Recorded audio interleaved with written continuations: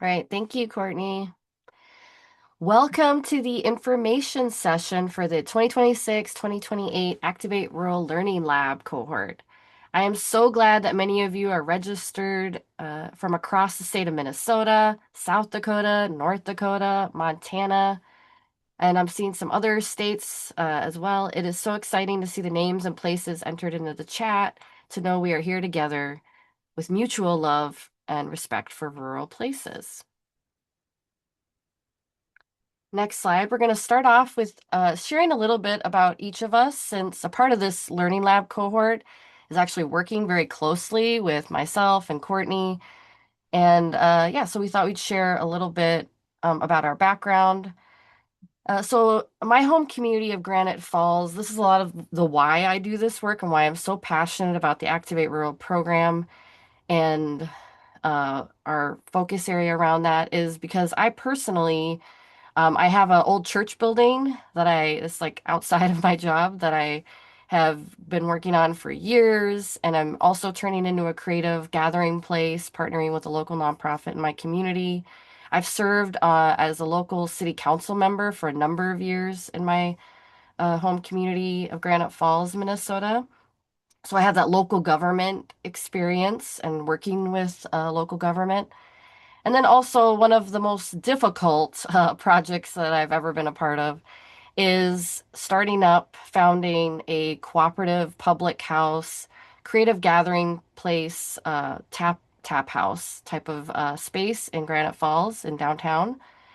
And that was a 5-year project. And I have a photo of here of what I call one of the happiest days of my life, other than the births of my two daughters, is the night before the opening where I got to pour the first tap during that project because it was a 5-year, very long process, very hard.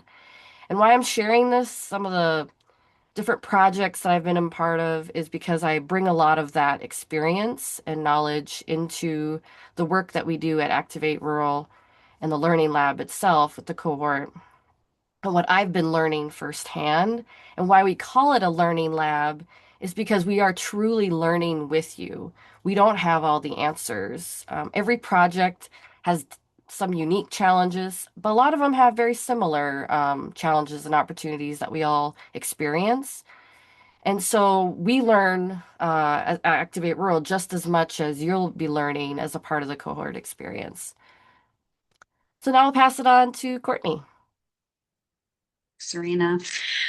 Yeah, and I am the associate director of the Activate Rural program, and I am fairly new to our organization. I joined DOPT in November, but I've been a friend and a fan of the organization for a long time, and I was lucky enough to actually be part of the first Activate Rural cohort through the team at the Spring Grove Cinema. For 10 years leading up to my transition to DOPT, I worked for an organization that provided fractional staffing to economic development authorities in rural communities all around the state of Minnesota. And so I did a lot of work in different economic development authorities, working with volunteers, helping with business plans, starting nonprofits. And one of our projects was the Spring Grove Cinema, which I won't go too much into because we'll talk about it a little bit later today, but I was the EDA director of this community and was part of the team through the Activate Rural project. But outside of that, I started my career in the arts just down the road from the farm where I was raised in Southeast Minnesota. Lanesboro Arts is the organization that I worked with right out of college, and there's a photo of me in the bottom right corner with my grandpa. We are installing poetry in the parking lot, and we did a lot of creative placemaking projects and building activations and historic preservation work in Lanesboro. And I've also been on the board of a few organizations, arts organizations, that have started new organizations in historic spaces. So there's a photo of a beautiful old church in Caledonia, Minnesota, that is now a lively arts and cultural center. And there's been a lot of great learnings along the way. So we're excited for you to learn more about us and our work. Almost as excited as we are to get to know you all. All right, now we'll move into a bit of an organization overview so you can understand and get to know DOPT as an organization. Next slide. We believe in the power of rural creativity and collaboration to address community challenges and opportunities. Like those of you here today, we believe that rural people and places have the answers they need to, sorry, to address, sorry, I'm already. We believe that rural people and places have the answers they need to address community challenges, but we also recognize that a historic lack of equitable access to resources, economies of extraction, and narratives of deficit have fragmented many rural communities and made it challenging to support the projects and people seeking to do creative and inspiring work to benefit and better our communities. Work which we know is long-term and often generational in nature, which is why we have the 150-year vision.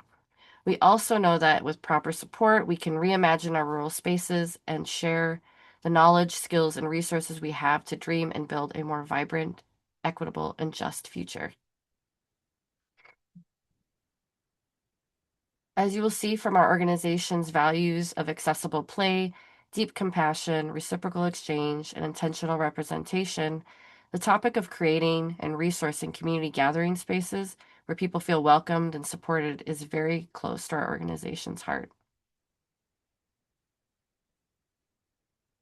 At DOPT, our work seeks to support rural communities by identifying and leveraging resources through artist-led, creative, cross-disciplinary, and cross-sector programs on local, regional, and national levels.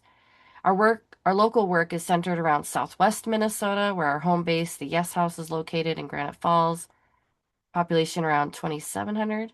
We also work across the Upper Midwest and Mountain West to supporting rural creative gathering spaces and rural arts and cultural workers through at-home artist residencies. And on the national level, as field strengtheners and advocates for geographic equity and philanthropy. Our team is based now in 6 states and has decades of experience piloting and building programs in and with rural communities. With bird's eye view fieldwork, we often operate as translators, connectors, and pollinators, promoting geographic equity and rural-urban solidarity.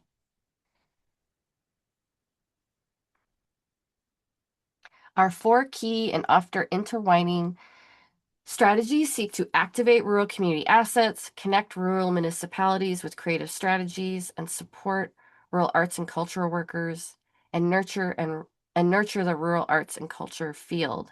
Our work sits at the intersection of rural arts, economic and community development, and cultural production. We are a nonprofit organization that seeks grant funding, but we also act as an intermediary distributing funds directly to artists and communities.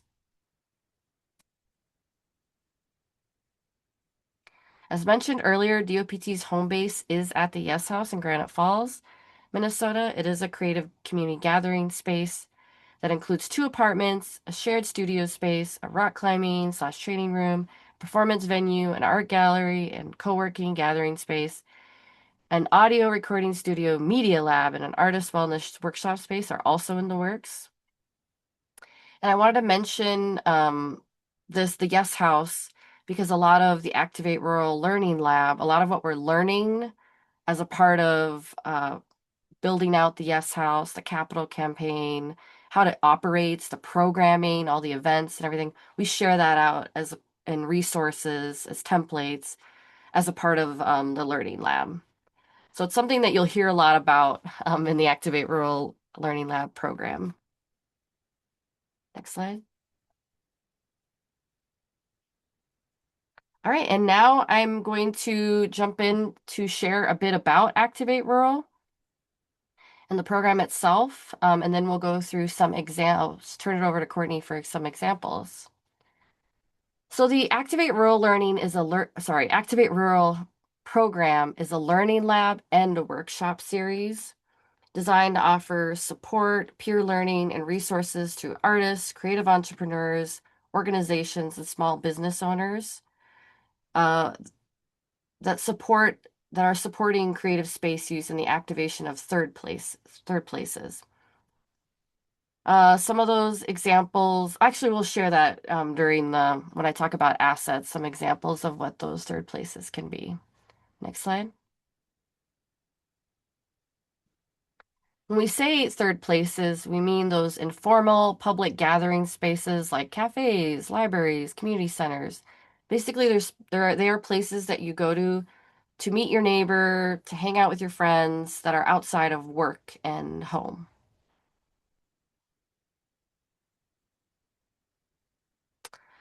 Common barriers. So, a lot of the Activate Rural program is focused on working towards addressing these barriers. They are by no means a complete list of challenges that you may encounter when you're operating or starting up a creative third place.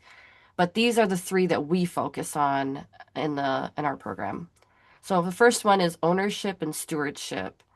So there are challenges in rural communities and even accessing or securing ownership of a building space, whether it's due to not enough places available or the ownership of those spaces. It's hard to even compete or even access with the funds needed, or the prices are too high to even purchase them.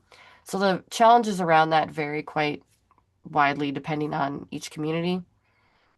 And we are working on, again, that's one of the things that we do focus on with our resources and providing guidance on. And then also stewardship of those built assets. How do you even long-term sustain those places? Number two, access to financial capital and resources.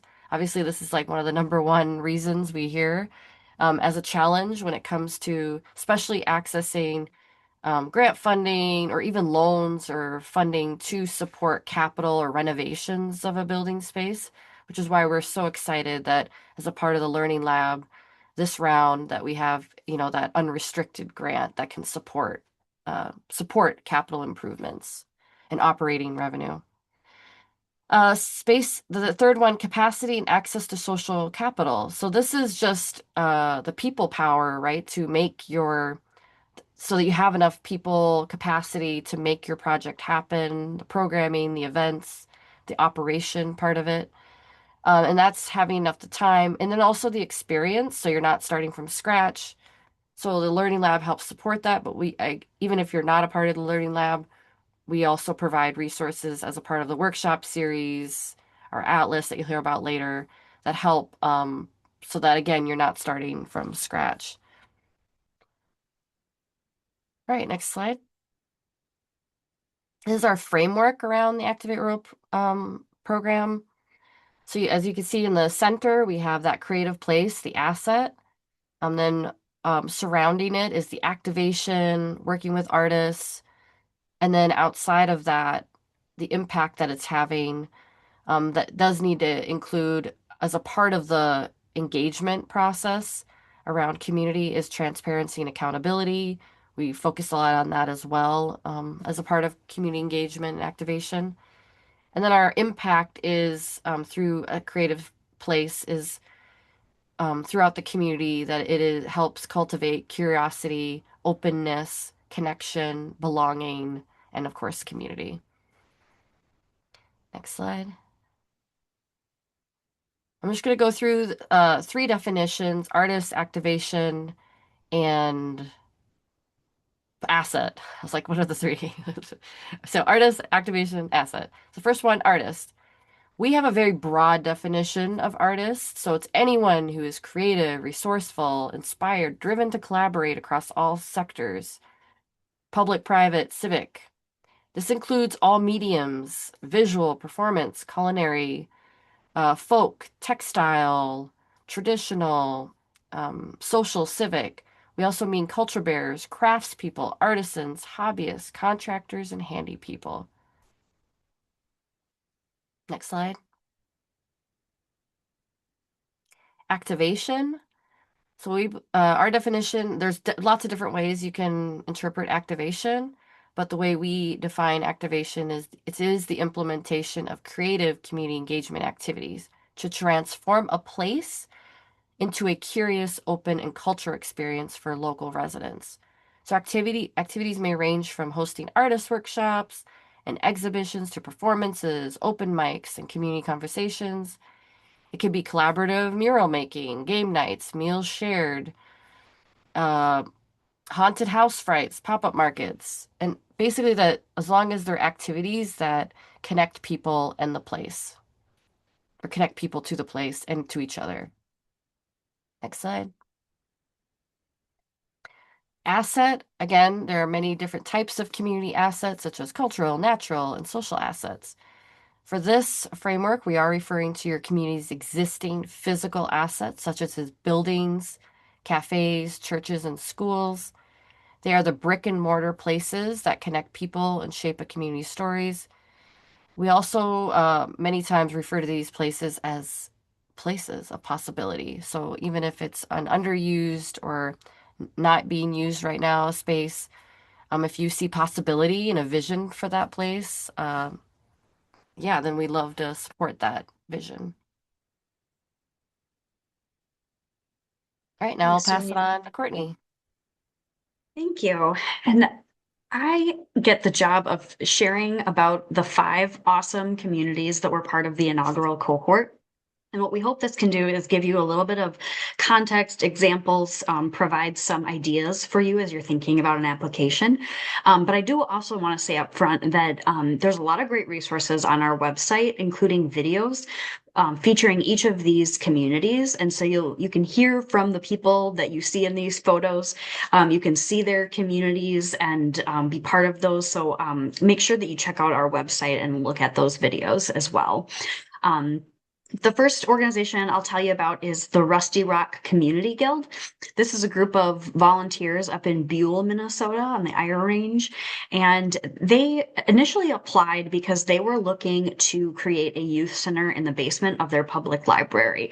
So taking an existing asset in their community, doing programming specifically for youth, and working with a team of artists to make those programs really creative and exciting. Throughout their time in the lab, they did a lot of great testing. They were able to pilot events in different spaces. They came up against some challenges, like a lot of us did, building ownership, trying to get all of their community to kind of rally behind this idea, looking at different spaces that were available. And ultimately, they were able to make some really great connections and partnerships with buildings and organizations. And they became a 501(c)(3). We helped them with that process. So there's a lot of great momentum there. And you'll see kind of compared to some of the rest of the organizations, we have such a diversity of experience, location, building type, and hopefully this can kind of illustrate that. The Spring Grove Cinema, this is the project that I was a part of as the EDA director. We put together a group of folks to think about our cinema. This is kind of an unusual situation in a small town in that we had this amazing state-of-the-art one-screen movie theater that was built in 2008. And the community was really excited about it. And then when the pandemic hit, everything changed. Not only were folks locked down because of COVID-19, but there was also just a major change in the movie industry. Everyone was watching the new releases from their couch. And the industry, I've learned way more about the movie industry than I ever really cared to, frankly. But the movie industry is really hard for small town one screen movie theaters. You're going up against Disney and these big corporations that it's not easy to make a go of it. And the cinema was actually owned by our telecommunications cooperative. So as a co-op, we were eligible to apply. And what we wanted to do was really try to test out new ways to use a cinema, new ways to think about a movie theater. So we hosted community events like comedy shows, musical events. We had public meetings in the space.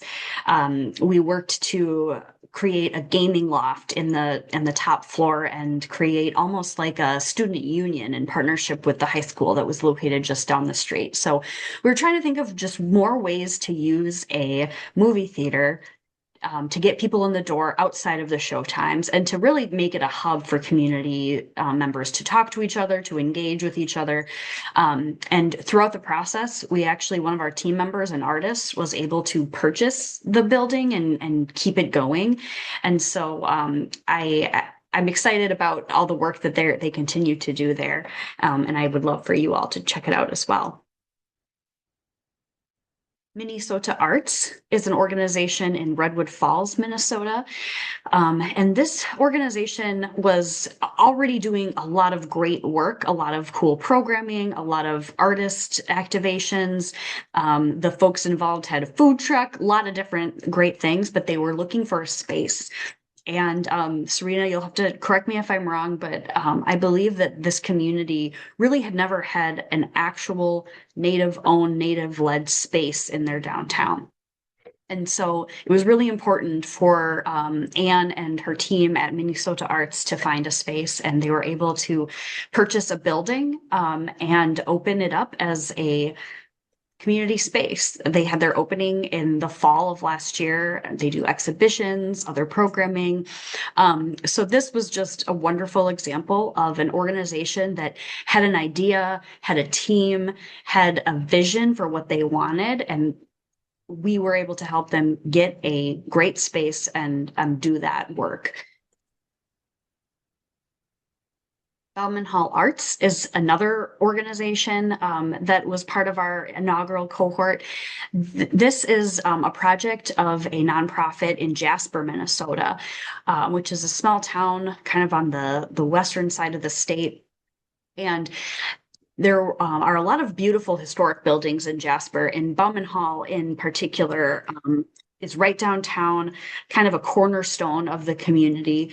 And this group of volunteers wanted to see how they could activate it, how they could bring it back to life after it had been vacant. So the group of volunteers tested out some events. They had some workshops, community gatherings. Ultimately, their goal is to fundraise enough to renovate the space. And what we've learned is that oftentimes, in order to get that buy-in from your community or even from funders, it's really great to bring them into the space. They can see it, smell it, feel it.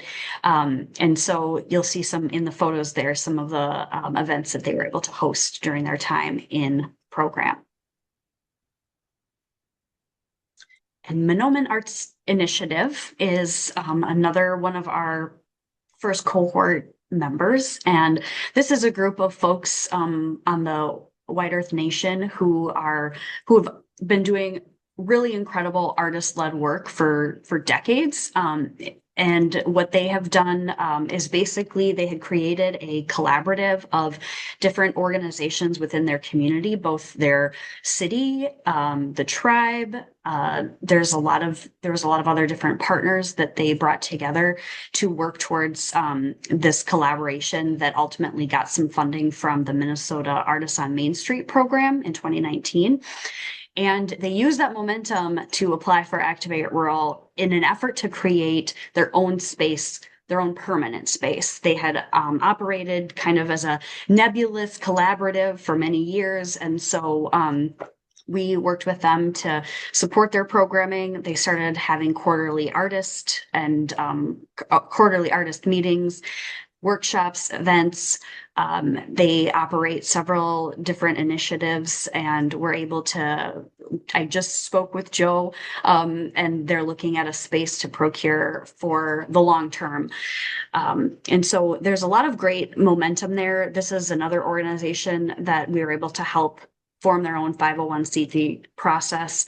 And so, again, it kind of just shows you the wide range of some communities came to the program with a vision and an idea and a team, and they just needed a building.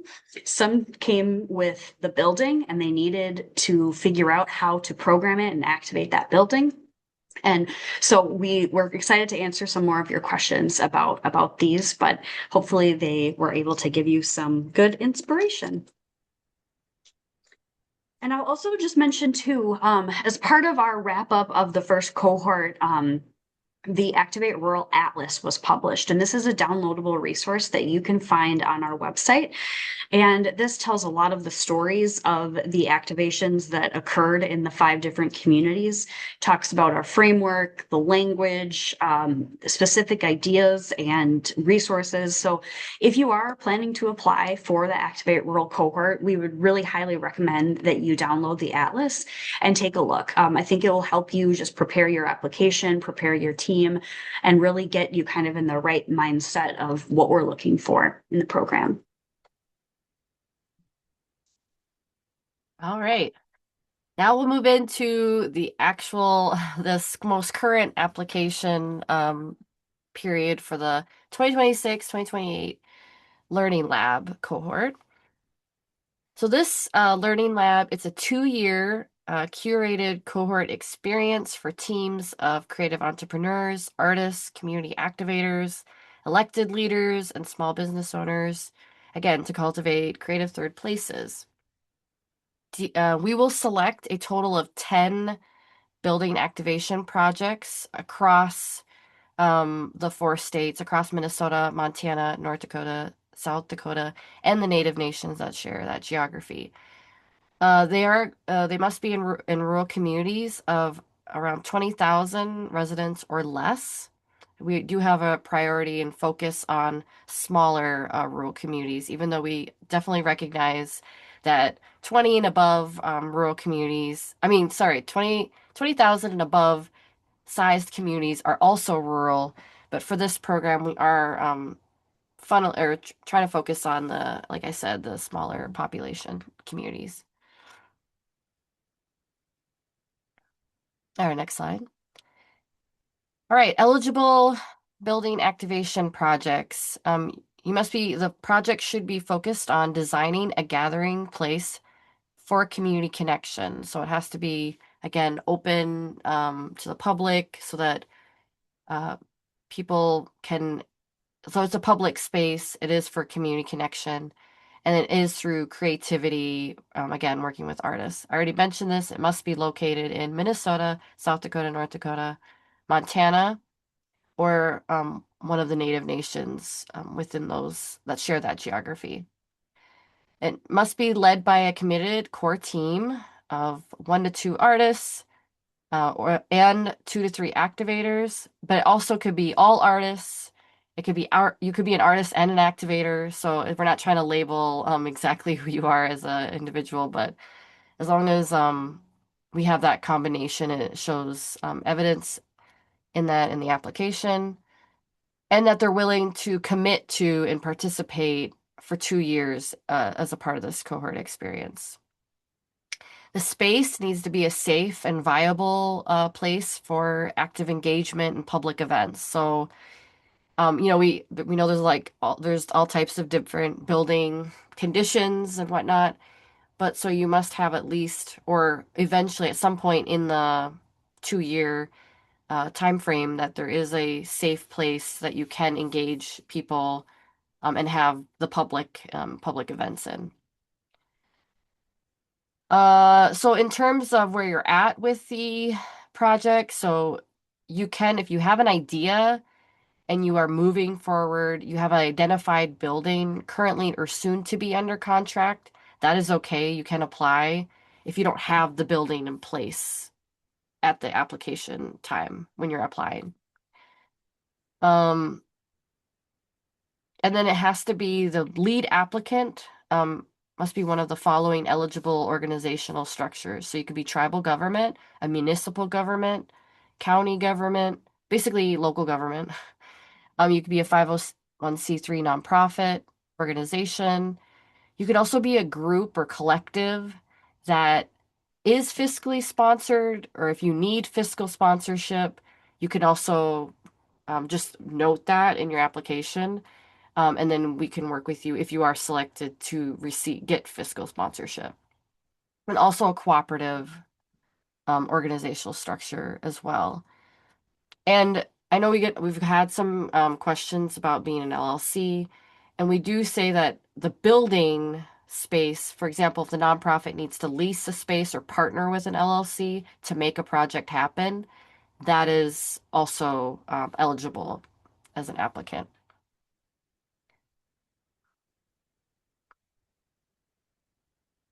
All right, so what you'll receive as a part of the Learning Lab, if you are selected, is a $50,000 unrestricted grant to move the building project forward. And when we say unrestricted, we really mean unrestricted. So we don't have any requirements about the funds being used for anything specific. And again, we don't have unrestricted, we have no restrictions on it. So if you need it for building capital, to renovate, to update HVAC, to fix the brick or whatever it is, you can use it for that. If you need it for paying for operations, staff, you can use it for that, for utilities, internet, for programming, activities. It's pretty wide ranging. And as a part of the application, we aren't asking for a budget because we work with you once you're selected to form a budget afterwards, as well as a roadmap. So we do more of the planning. That's actually the first few months of the Learning Lab is working on a budget, working with you to figure out, because sometimes it's overwhelming, like, hey, where should we spend these dollars? What makes sense with the phase that we're in? We're here to help with that process once you're selected. We also provide curated one-on-one technical assistance, monthly check-ins. Well, sorry, what that looks like is monthly check-ins. So we do meet every single month for the 2 years with myself and or Courtney with the team. We provide direct support and with the navigating challenges, opportunities. We don't have a we don't have like a set of like, hey, we go through this on each check-in. We really just show up and we respond to whatever needs are that exist in that moment or in that phase of your project. And whether that means we need to go quick create a resource for you or go find a resource, that's what we do. Or if we have something already or any, advice, we'll provide that. Or it's just time to listen. And sometimes you just need to talk something out, figure something out with somebody uh, that understands what you're going through, how difficult it is, all that good stuff. Sometimes we're just here for that. So those check-ins really vary widely in what they look like. We also do supportive, obviously you have a part of like you're a part of the cohort and a part of this peer network. So we will have virtual and in-person opportunities for you to connect with other people doing similar work. We also provide project promotion and documentation support. So similar to some of those videos we mentioned of our last cohort, you'd receive a similar storytelling support. And then also we love to amplify the stories that of the Activate Rural Learning Lab cohort projects and teams.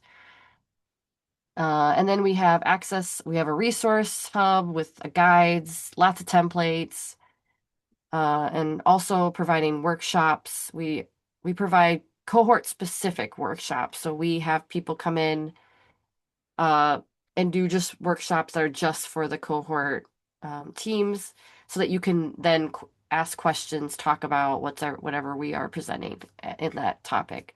And those workshops are very much curated by the cohort and what their needs are and what they want to see, or what kind of information they'd like to learn more about.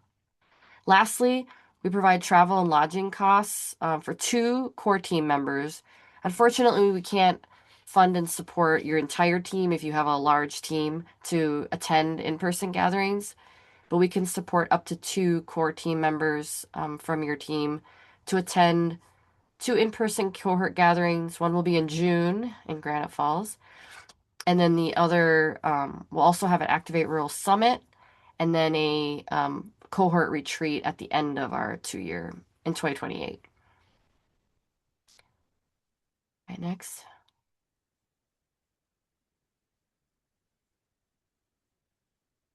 All right, a bit of a timeline here.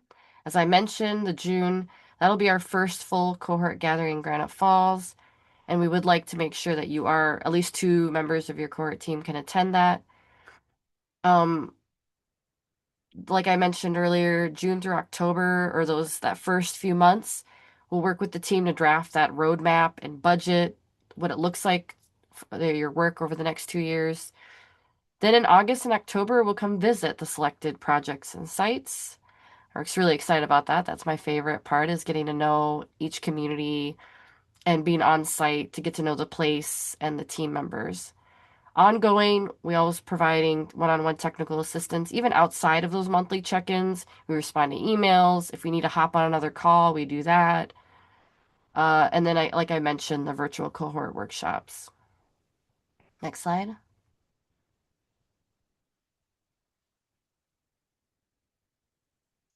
And this is just a year two. We'll have the Activate Rules Summit in 2027. We do not have a date or a location yet, but as soon as we do, we'll share that.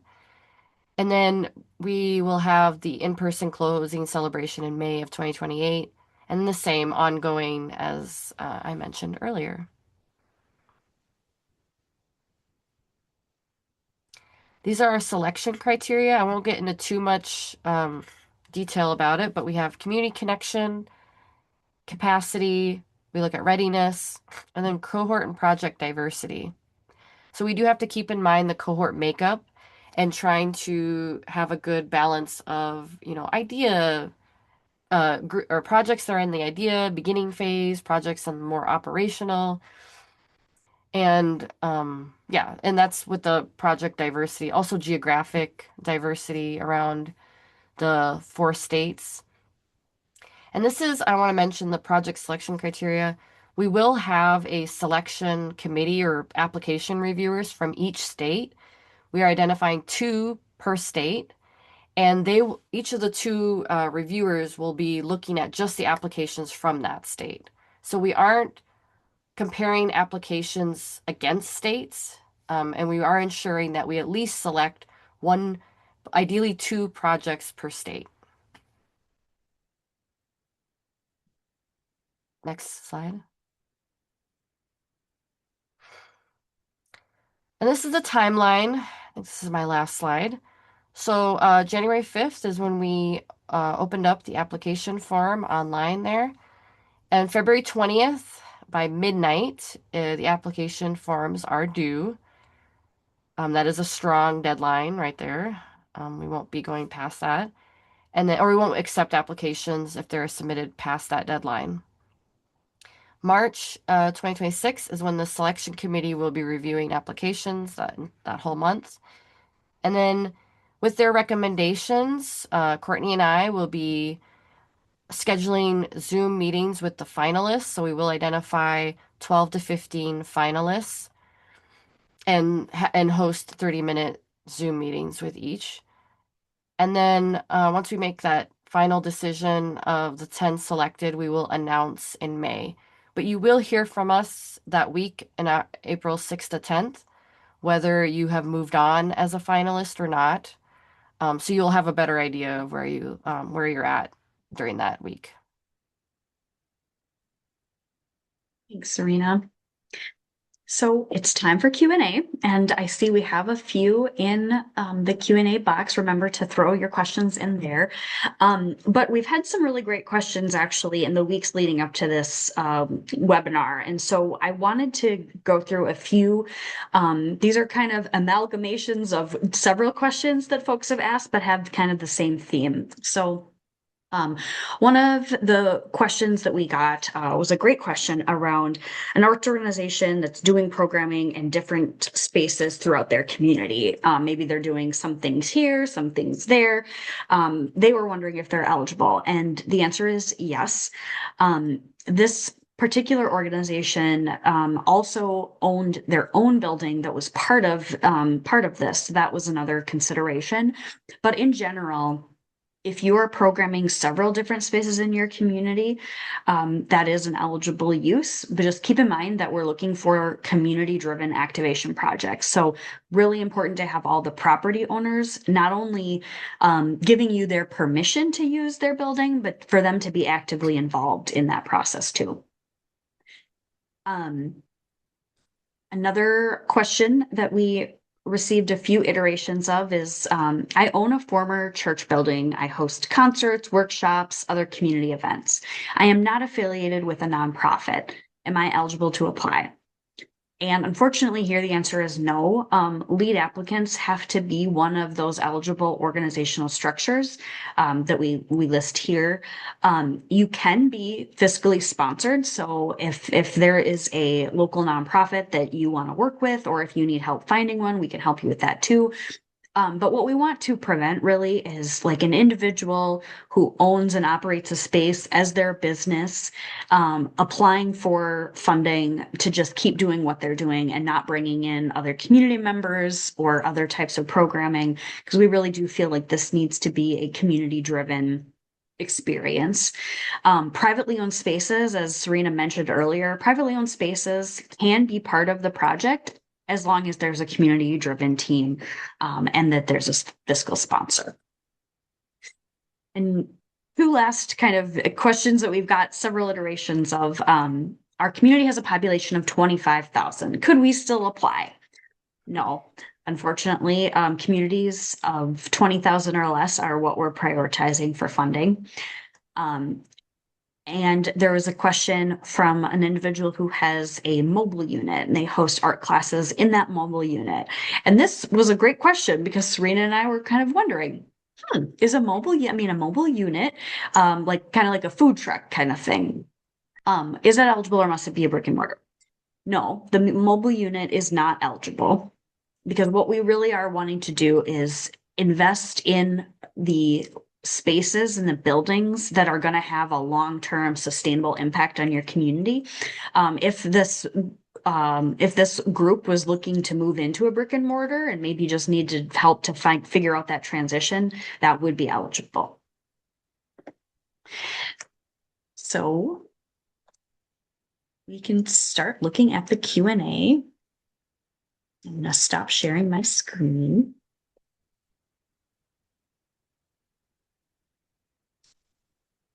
So, Serena, the first question, are quasi-government entities such as state-mandated regional council or economic development groups eligible applicants? Yes. Yes. Yep. I would say yes. Yep. As long as you have a project in mind and a building space or yeah, Mhm. or an idea for one. Mhm. If the project is shovel ready, if your project is shovel ready, have multiple partners that have helped with renovating a historic downtown building, have a business plan and financial plan, but yet have financial gaps to fulfill programming, a primary focus is culinary arts, could this type of scenario be a qualified applicant? It depends on who the partners are. The project sounds Mhm, eligible. mhm, Um, but if the partners, if you have nonprofit, one of the structural entities that we listed, then yes. Because you can have, it doesn't have to be just one entity. It can be partnerships that are applying. We just need to have one lead entity that is actually applying. And then if you can explain that in the application, the different organizations or businesses or that are involved. Yeah, and just making sure to go back to having a eligible applicant as far as the lead applicant goes. Holly asked, could people who are not part of the cohort access resource guides and workshops in a way similar to that of someone auditing a course? You'll see, could people who are not a part of the cohort. We do have workshops that will be public for everyone as part of this program. And then there's also a lot of resources on the website that are available to everyone. There are certain workshops or events that happen digitally that are just for cohort members. But there's a lot of other workshops and resources. And I would say if you haven't yet signing up to be on our newsletter, the Department of Public Transformation's newsletter is a great way to stay informed on upcoming events and workshops.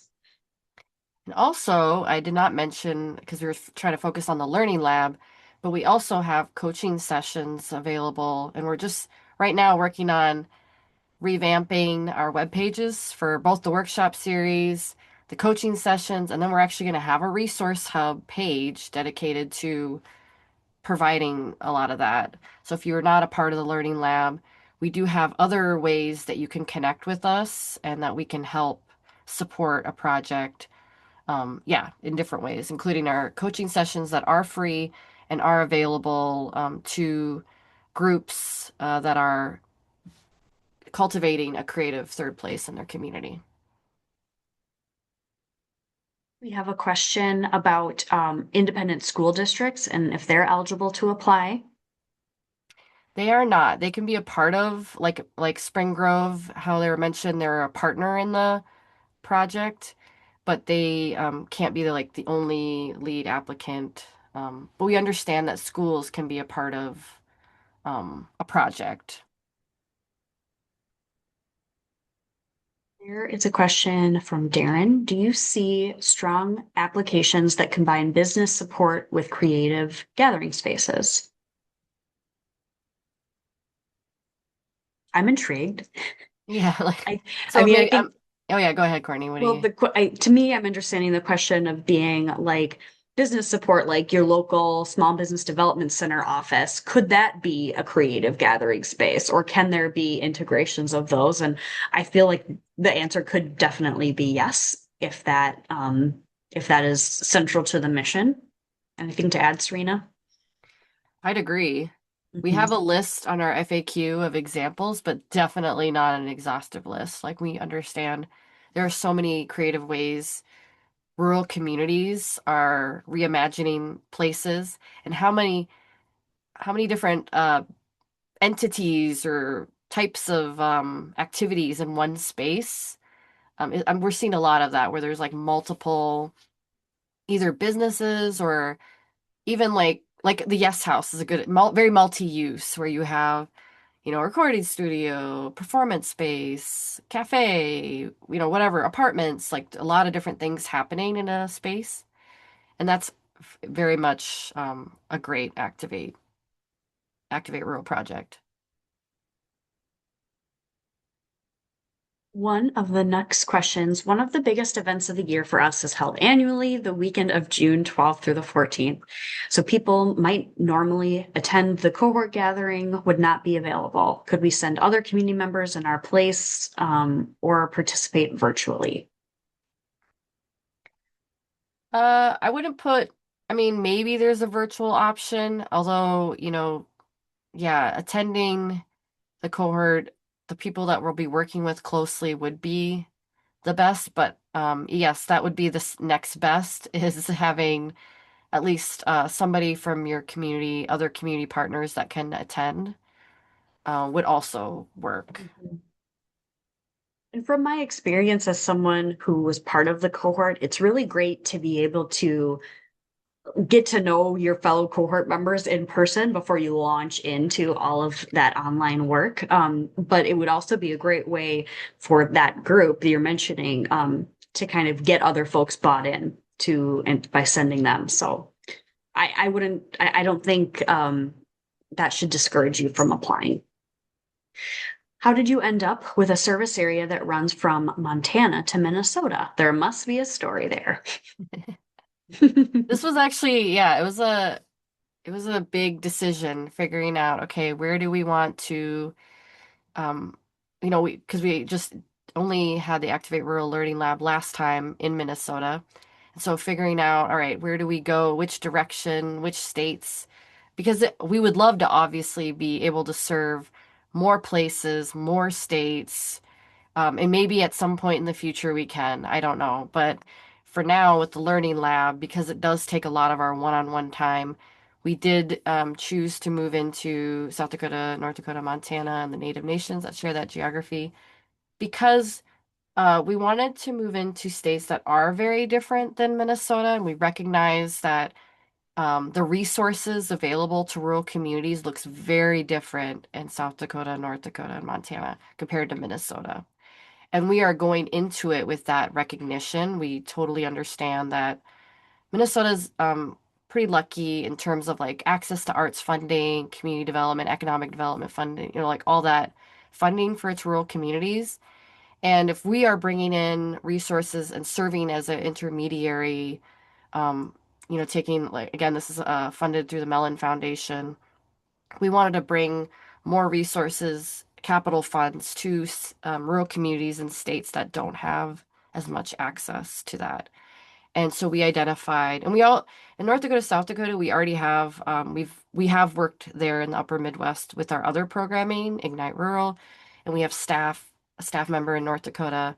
So that's why there. But in Montana, we went a step further in Montana, again, recognizing those three states, the whole state is very rural, right?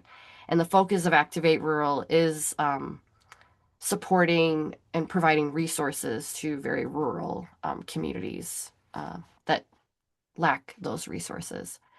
So that's why we went in that direction and selected wanting to work with communities in those three additional states, and including Minnesota. Thank you all for the good questions. I see one just came in. Can an applicant lease a building to create the gathering space? Yes, that's something that was um, not eligible last time, but we changed our, after that experience, I did a lot of learning and through the learning lab, and that is something now for sure you can be leasing the space. There's another, would a Chamber of Commerce, a C8 nonprofit, serving as the lead nonprofit partner be an appropriate structure for this program? Oh, yeah, I think we had chambers of commerce as an okay entity. We just didn't spell that out. Yeah, and I think chambers of commerce can be different, like 501. I know the one I worked with Right. was a 501c6. So yeah, I'd say And so yeah, I think there could yes. be, yeah. Yes, chamber. I will update our FAQ to reflect that. All right. Another question from Gail. I own an art center with a vision of turning it into a community-led group or artists and provide artists and residency programs. There are nonprofits who would or could be involved, and other community members as well. I began as an LLC because it was easy. It is run like a cooperative. I had to pull back to just myself running the center with a volunteer and occasional paid help, but I ran out of resources. Can looking for a pathway forward to revamp my vision. What is my best way to get your help? You know, Serena, we should tell them about the coaching sessions Yeah, that's what we well. did mention it earlier, but it's a good reminder of, we'll include it in the follow-up email, a Mhm. description of that. So if you're maybe not feeling like you are ready or can apply for the learning lab, we have other ways that you can engage or connect with us, that we can provide guidance on next steps. And then we'll share that in the follow-up, like the coaching sessions or access to our resource hub. Any other questions, like in the chat or anything that we're missing? I've been looking on the chat. Where do you get your funding? That would be good to mention that this program is supported by the Mellon Foundation. Yeah, and we received some funding also from the state, Minnesota State DEED, Economic Development Agency, as well, for our workshop series, but that's mainly providing to Minnesota um, businesses and entrepreneurs as well. But yeah, mainly the learning lab itself, the especially the regranting, the 50,000 unrestricted grant is coming from the Mellon Foundation. All right, we have a couple more minutes. We could probably take one more question if there is one. Otherwise, we can move to close. Oh, a couple more here. We're a rural public library in a community that definitely has a need and desire for this type of community space. Could funds be used for building expenses if we built an extra room onto a space? Yes. Yep, you can use the funds unrestricted. But yeah, building Yep. costs, renovations, that sort of thing is all eligible. The question, would a conversion be eligible? One like that LLC question. I'm assuming you mean like when you say conversion, meaning like you are an LLC now and then want to become a co-op, a nonprofit, some other structure. And the answer is yes, if you explain that. So then we would consider you a group that could be fiscally sponsored, basically, because we do have fiscally sponsored group. That means that you can be an LLC, but you want to be fiscally sponsored, so you have that community mission, nonprofit, mission-driven work, and that is okay to do, or okay to be in that structure. All right, it's 1 o'clock. That happened so fast with the questions. Great Um, questions, everyone. yeah, thank you so much. Thank you all for attending and taking the time to learn more about this opportunity.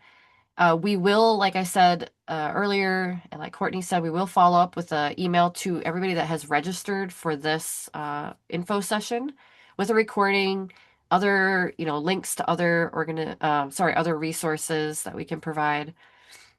And then we will be updating our FAQ on the Learning Lab page. So definitely check back because as we get questions, we update that area to help if we're getting a lot of the same questions to help clarify things.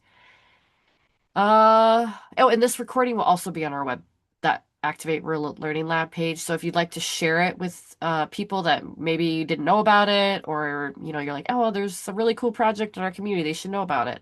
Feel free to share this recording webinar with them. And then also, lastly, our contact information is on it's available on the Learning Lab page, call for projects. It's available on our website. If you need to contact us directly, feel free to send us an email. I've been responding, Courtney and I, to questions directly. And also we can hop on a quick call, short 10, 15 minute, if it's more complicated and you need more answers. We'll send an email too with this recording and the resources. I just put our emails in the chat. So Yeah. thank you, everyone. Yep. Thanks.